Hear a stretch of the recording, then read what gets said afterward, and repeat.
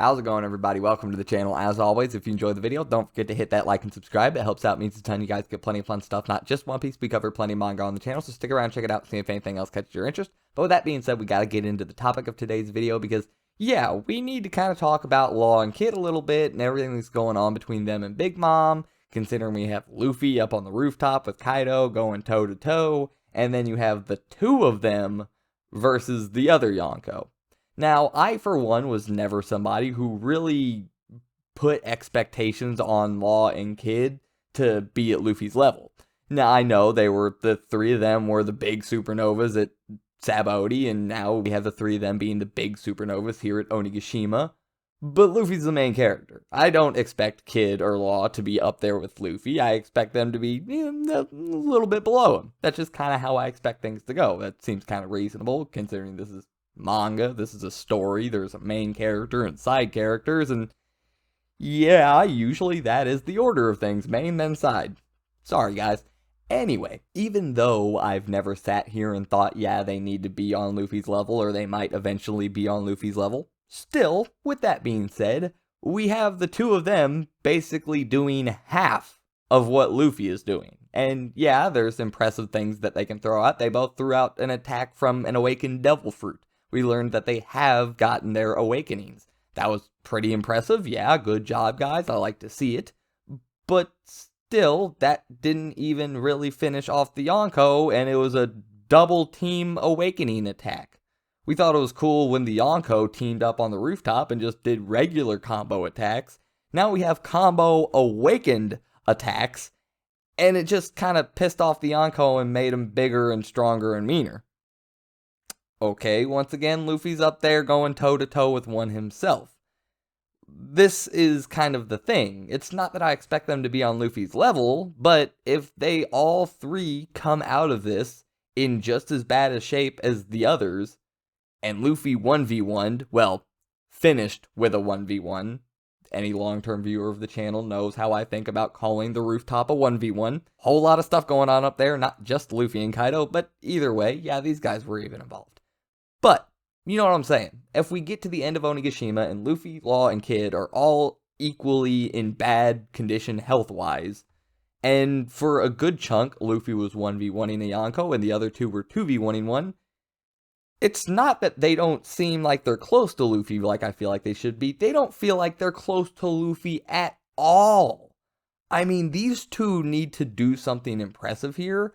Otherwise, the gap between them and Luffy just feels absolutely gigantic. And that's kind of partially just the circumstances they find themselves in, 2v1ing a Yonko.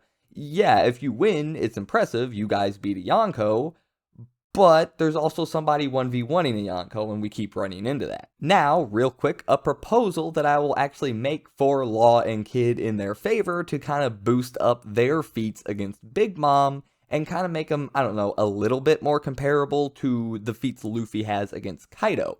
So this whole form that Big Mom is in right now, this extra large, extra strong, extra mean form, because she absorbed a year off of her own life, a year of her own soul. Is this a form of Big Mom's that is well known? Is this a level of strength that most people know Big Mom can reach? Is this, so everybody says 1v1 bet on Kaido. When they say that, when that saying has been made in the One Piece world, did people know about this version of Big Mom? So basically what I'm getting at here is normal Big Mom without going to this level of consuming her own soul, because obviously she's not going to do that very often. If you do that once every 6 months, you're probably not going to get to Big Mom's age, let's be honest. Maybe if you got giant blood, which honestly she might, who knows. Either way, this is what I'm saying.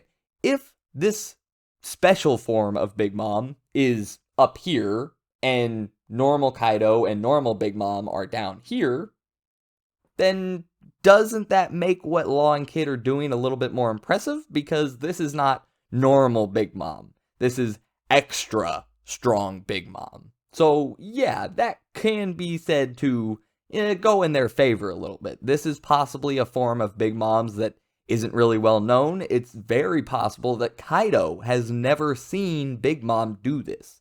it's very possible that Kaido does not know Big Mom can eat her own soul to get this extra big power boost. That is very possible. Like I said, this is something that you would almost never, ever, ever do. So yeah, let me know down in the comments, where do you stack up this extra amped up form of Big Mom against Kaido?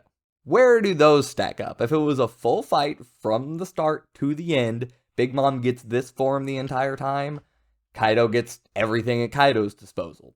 Who do you think would come out on top? Completely theoretical, but a fun little thing. Let me know your thoughts. Anyway, to talk about Law a little bit by himself, I actually don't think he really needs to be a part of this conversation. He's honestly kind of just here because he is physically there in the fight, and him being there makes things different for Kid. So Kid, if he does a lot of work right now, he still gets it held against him that it was a 2v1. So yeah, it makes it a little bit harder for him. But either way, talking about Law specifically, this really isn't that big of a deal for Law. Honestly, when you think about the fact that Law's goals have never really added up to him being a rival for Luffy, they've added up to him being a partner for Luffy more often than not. So yeah, not really in the same spot as Kid already. But then you look at after Dressrosa, after Doflamingo has been taken out, Law's goals have kind of shifted towards learning more about the will of D and the D initial that he carries and Corazon made such a big deal about, and he wants to learn those kind of things. Honestly, that doesn't put him at odds with Luffy at all. Honestly, if you tag around with Luffy while he tries to become king of the pirates, you'll probably learn more about that stuff as the journey goes on. So yeah, once again, Law's ideals and what he wants to do kind of put him in line with Luffy. So there is no real reason to have this conversation of, oh, well, how far is Luffy going past Law?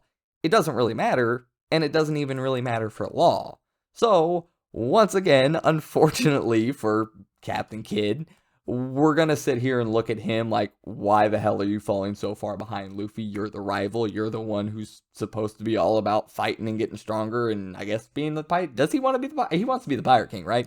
I can't remember. I don't pay attention to Kid that often, let's be entirely honest. And all of this really does cause a funny logistical problem for Kid in this whole meta conversation we're talking about from the outside looking into a story, being a part of a story. That yeah, Kid can do all the impressive stuff he wants right now. But once again, it's part of a 2v1. And we've already seen them do really impressive things and then Big Mom get back up and act like it wasn't a big deal. So, Kid's getting bumped up, but it's also kind of getting held back, while we have a completely disconnected track with Luffy over on the other side, just going up and up and up and up and up and up and up. So Kid has this great opportunity here to really show something. And it probably still won't matter even if he does, unless he shows us something insanely impressive. But luckily, I already talked about how all of this whole conversation isn't a big deal for Law in the first place. I say that because, but if Kid does something super, super impressive, that probably means Law had to do something not very impressive. So, the quicker Law gets out of the situation, or the less Law does during the situation, the better things can look for Kid. So, I'm not sure exactly why Oda took this route with it. I don't think any of it has been bad. I haven't disliked reading any of it, and it's fine for a story-wise.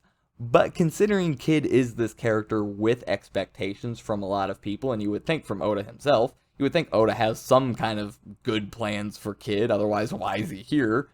That's kind of why I'm sitting here like, why did Oda put Kid and Law in this situation, especially Kid? Why him? Now, to give Kid a little bit of credit, he did get, like, stabbed in the heart by Hawkins or whatever. He was getting damaged from a fight he wasn't even a part of. So, yeah, I guess Kid has really good durability feats. Maybe that's what'll come out of Onigashima with. You know what, Kid? You didn't do shit, but you were really durable. Maybe more durable than Luffy. But he's made out of rubber, so you're probably going to lose that one too. Sorry, Kid, don't know what to tell you. Like, where are we going with this guy? Is he gonna be a clown? Is he gonna try and drag Law down into the couple clowns category? Or is he gonna try and pull his weight and get them into the dynamic duo category? I have no idea, but honestly, the cards are kind of somehow still stacked against him, even though he has this wonderful opportunity. So yeah, I kind of just wanted to stop and talk about this for a little bit, talk about these two, because we haven't gotten back to that fight yet, and I assume that's going to be coming up pretty soon. I think we need a little bit more from that fight before the end of Onigashima, even though I'm kind of starting to have the feeling that, well, actually, I don't know what my feelings are on this fight. Honestly, I start to have this creeping feeling like something might happen to where this fight doesn't end. They ended up getting broken up, or everything starts going to shit, and it's like, okay, we gotta call this, because we're about to die if we stay here and keep fighting, and that's not gonna solve anything for any of us. He's not gonna learn about the will of D. I'm not gonna get to show people I'm strong. You're not gonna get to kill us and probably eat us? I don't know. I gotta go. Killer! We gotta go! I don't know. That might happen. We might not even get a good end to this. Maybe? I don't know. Anyway, I hope you guys enjoyed. Let me know your thoughts on all of this stuff down in the comments below. Anything I haven't talked about, go ahead and add it into the conversation. We'll talk about it. Have some fun. I respond to pretty much everybody. And I'll see you guys next time. I'm out.